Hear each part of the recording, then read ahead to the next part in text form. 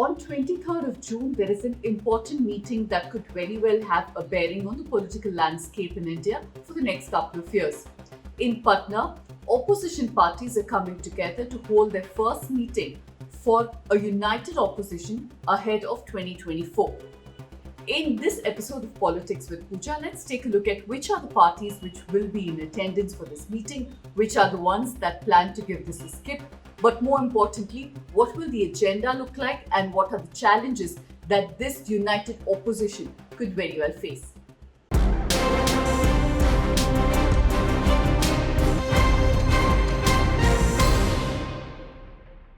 This first meeting for a united opposition that plans to take on the Modi-led NDA will be crucial in bringing together on the same platform several regional parties that are pulling in different directions. And the host of this meeting is Bihar Chief Minister and JDU Chief Nitish Kumar, and he has his task cut out. Before we get into what are the challenges in front of Nitish Kumar, let's quickly take a look at which are the parties that have confirmed their presence in this meeting on June 23rd. While some of these are already political allies who fought elections together in the past and have come together post-elections also, some others are political rivals who have been bitter opponents in several states. Now, while they have agreed to come together for this meeting, whether they will take this forward and whether there will be some sort of a pre-poll alliance ahead of 2024 still remains to be seen. The host, like I said earlier, is Janata Dal United, led by Nitish Kumar. And Nitish Kumar is already in alliance with the Congress in Bihar.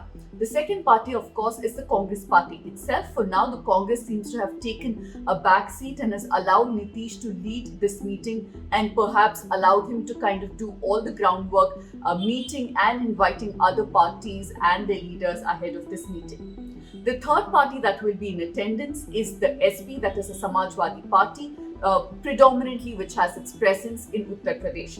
DMK from Tamil Nadu will be in attendance. There's no surprise there, given that the party is already a UPA ally and is in a coalition with the Congress in Tamil Nadu as well. NCP, that is the Nationalist Congress Party, which is also a Congress ally, led by Sharad Pawar, will be in attendance. So will the Uddhav Thackeray faction of the Shiv Sena, again another ally of the Congress in Maharashtra.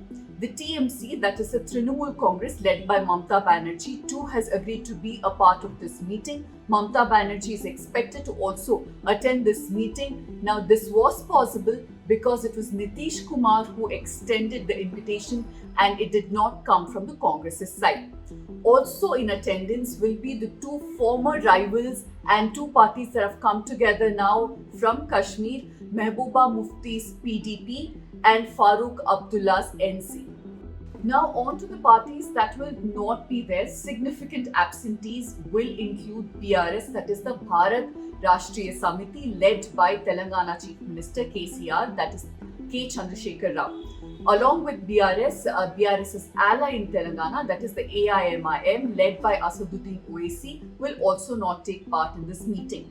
While KCR is trying to cobble up his own third front alliance for a national presence to take on Modi-led government in 2024, Owaisi has so far maintained that he will be anti-Congress and anti-BJP. He's refused to be a part of any coalition that includes the Congress party so far.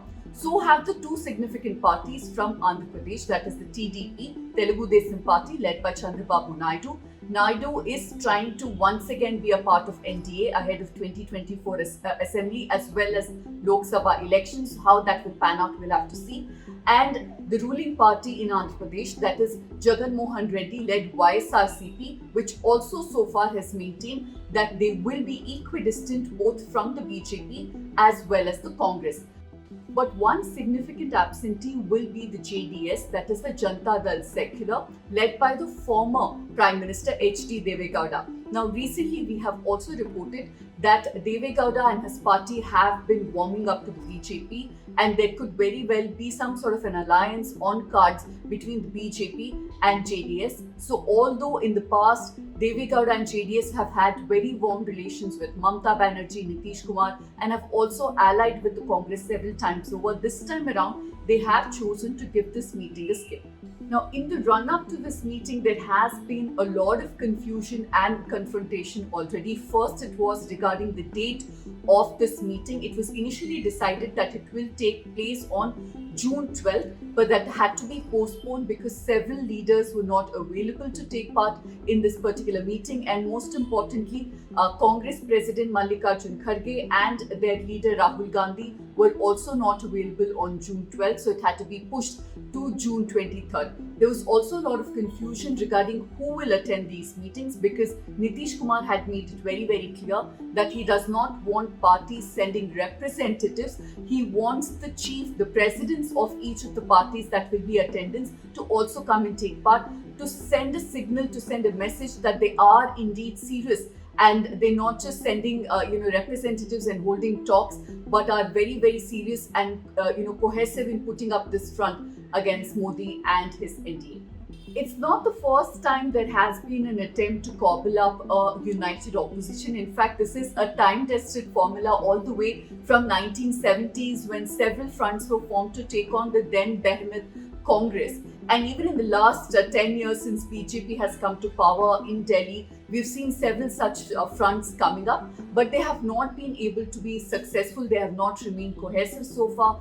There have been a plethora of issues that have plagued these united fronts, and they have kind of fallen apart either before elections or just after elections. What will be different this time around needs to be seen. But when UPA was in power under Sonia Gandhi, they had managed to come together. A variety of parties from across the country had come together under UPA as an umbrella, and they had agreed upon a common minimum program which was okay to all parties involved, and that is how that coalition had in fact run two successive governments. But this time around, will it be possible to even agree upon a common minimum program is something that this first meeting will also closely look at.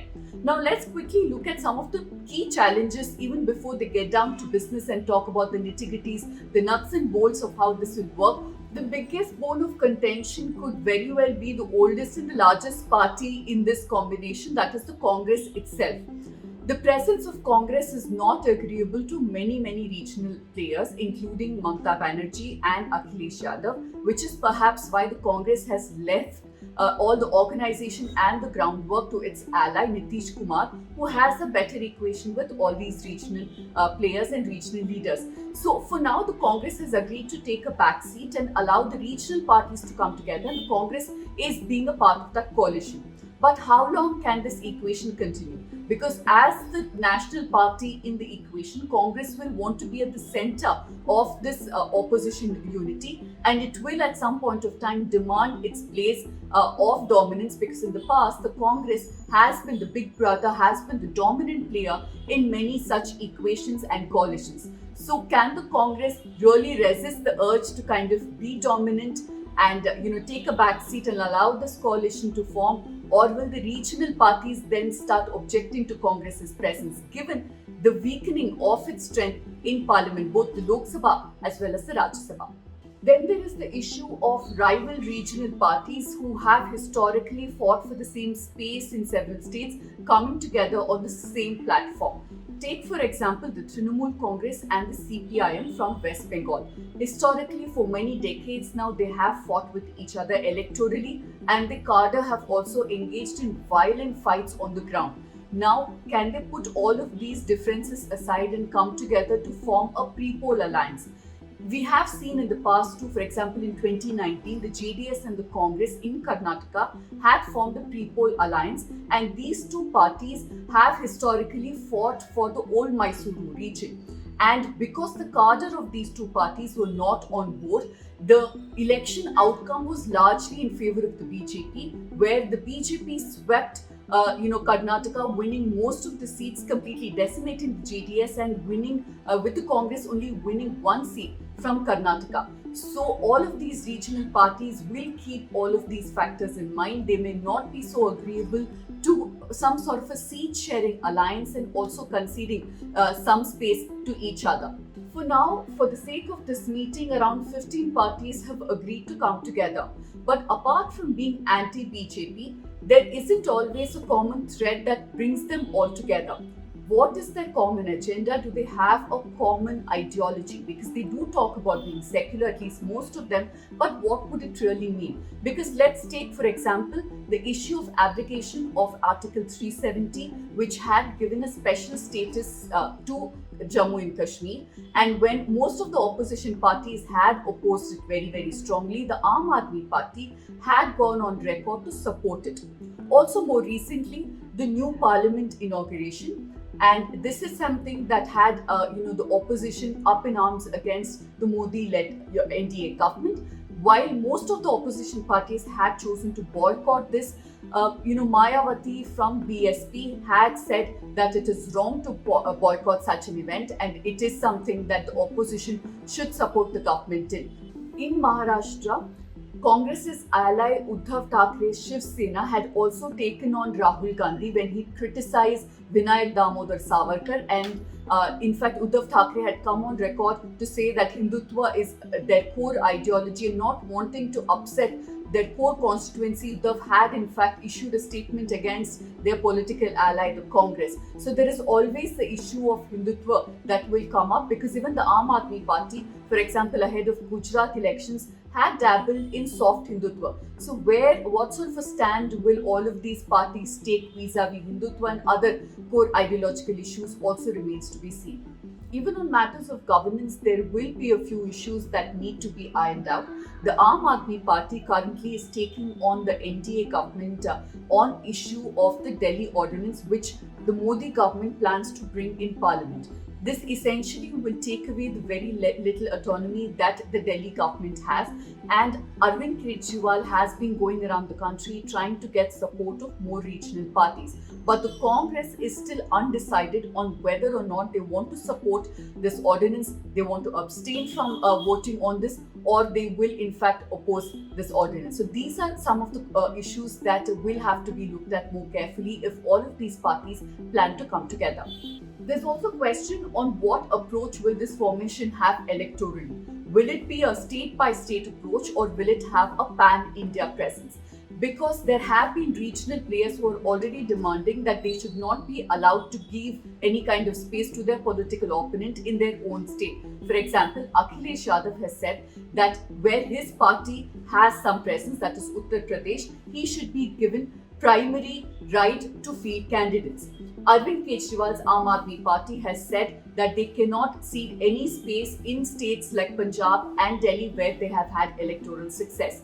In Kerala, for example, where the Congress and the CPIM lead two dominant fronts which take on each other politically and electorally, will they be giving each other any kind of space? Will there be a seat sharing formula that they can come together on? Remains to be seen. But much before the opposition parties sit together to discuss all this, the BJP is already asking who is the leader of this formation. We've had at least 3 to 4 BJP leaders asking the regional parties to come together and name one person who will take on Modi in something of a presidential style election. This has been an issue that in the past too has split formations like these, and once again this could pose a threat to any kind of united opposition that is in the works.